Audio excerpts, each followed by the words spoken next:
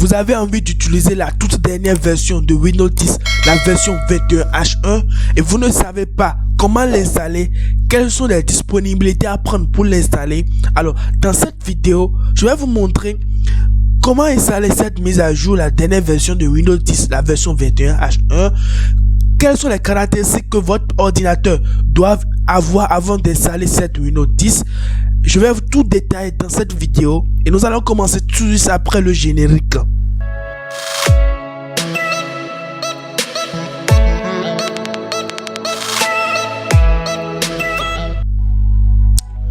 Bonjour, aujourd'hui nous sommes là dans cette nouvelle vidéo pour parler un peu plus sur l'installation de la mise à jour de Windows 10, la version 21H1 que Microsoft a récemment sorti. Si vous voulez savoir quelles sont les nouveautés apportées dans cette mise à jour, je mettrai le lien en description d'un blog que vous pouvez aller lire et savoir un peu plus sur la nouveauté que Microsoft a apportée dans cette version 21H1. Alors, je tiens d'abord à vous demander de vous abonner à la chaîne, à liker, à commenter la vidéo si elle vous a plu, et si vous voulez d'autres vidéos, partagez-la aussi, ça me ferait beaucoup plaisir. J'avais fait cette vidéo exactement pour la version passée, la version antérieure de Windows 10 qui était la version 20H2, et je mettrai aussi le lien en description pour que vous puissiez y aller regarder. Si les gens n'ont pas envie d'utiliser la version 21H1, vous pouvez aller regarder la version, vous allez télécharger la version 20H2. C'est aussi la même astuce, mais un peu de différence cette fois-ci. La première question à se poser, c'est d'abord quelles sont les caractéristiques que votre PC doit avoir avant d'installer cette nouvelle mise à jour qui est sortie tout récemment. La première caractéristique concerne d'abord le processeur de votre ordinateur. Votre processeur doit avoir certaines fréquences de... Nous allons vérifier cela. Vous faites propriété à ce niveau. Pour installer cette version, vous avez besoin d'un processeur de 1 GHz ou plus. Et moi j'ai un processeur de 2,1 GHz maximal. Alors vous avez besoin vous de 1,1 GHz minimum ou plus rapide ou plus. Vous avez besoin de 1 GHz de mémoire RAM pour les systèmes de 32 bits et 2 GHz de mémoire RAM pour les systèmes de 64 bits. À ce niveau, vous avez le type de système. Moi, j'ai un système de 64 bits, alors j'ai 8 Go de RAM. Si vous avez un système de 32 bits, vous pouvez utiliser 1 Go de RAM ou plus. À vous de voir la façon de votre budget avant d'installer. Vous avez besoin de 16 Go d'espace pour installer la version Windows 10 pour ceux qui sont sur les systèmes de 32 bits. Et ceux qui sont sur les systèmes de 64 bits, vous avez besoin de 32 Go d'espace pour l'installation. Eh bien, on continue. Pour la carte graphique, vous devez d'abord avoir une très bonne carte graphique pour l'installation de Windows 10. Et à chaque fois, avant de l'installer, vérifiez d'abord que votre carte graphique peut faire une bonne mise à jour. Et moi, j'ai une Intel UHD graphique. C'est très bien. Vous devez aussi vérifier que la résolution de votre ordinateur est de 800 x 600 pixels. Pour vérifier votre paramètre d'affichage, et moi j'ai 1366 x 768. Ça c'est ma résolution et c'est normal. Donc si votre PC n'a pas au moins 800 x 600, ça serait difficile pour l'installation et la carte graphique de pouvoir afficher votre résolution. Ce sont les caractéristiques que votre PC doit avoir pour l'installation de la mise à jour de la toute dernière version. Nous passons maintenant à comment installer.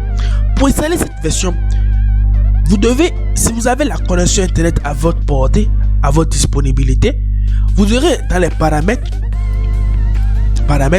et vous venez au niveau de mise à jour et sécurité. Voilà. Une fois venu au niveau de la mise à jour sécurité, vous voyez moi ça et vous êtes à jour. Dernier vérificateur, je suis à jour moi mon système est à jour. Et comment vérifier cela? Est-ce que la mise à jour est vraiment installée? Vous faites Windows R et vous saisissez le clavier Win vert, c'est-à-dire Win version quoi. Et vous voyez ici la version 21H1 qui est en haut ici, ça veut dire que j'utilise la toute dernière version. Une fois vous venez au niveau des paramètres, vous pouvez télécharger, vous voyez, moi ça encore, mais il y a encore d'autres mises à jour qui doivent encore faire. J'ai stoppé cela. Les mises à jour de qualité facultative disponibles, c'est facultative. Donc si je veux, j'installe. Vous pouvez cliquer sur télécharger et installer si vous voyez ça directement. Mais si vous ne voyez pas ça, peut-être c'est dû au fait que vous n'avez pas le système VH2. Parce que certaines personnes m'ont dit que si tu n'as pas installé la version VH2, tu ne peux pas installer la version 21H1. C'est fort possible parce que il se pourrait que Microsoft aurait dû insérer un programme dans la version VH2 qui demande la version 21H1. Donc si vous n'avez pas installé la version VH2, vous ne pouvez pas installer la version 21H1. Alors, comme je le disais, la vidéo précédente que j'avais fait est là. Vous pouvez aller regarder pour savoir comment installer la version 20H2. Et une fois l'installation de la version 20H2 terminée, vous pouvez directement faire la mise à jour de la version 21H1.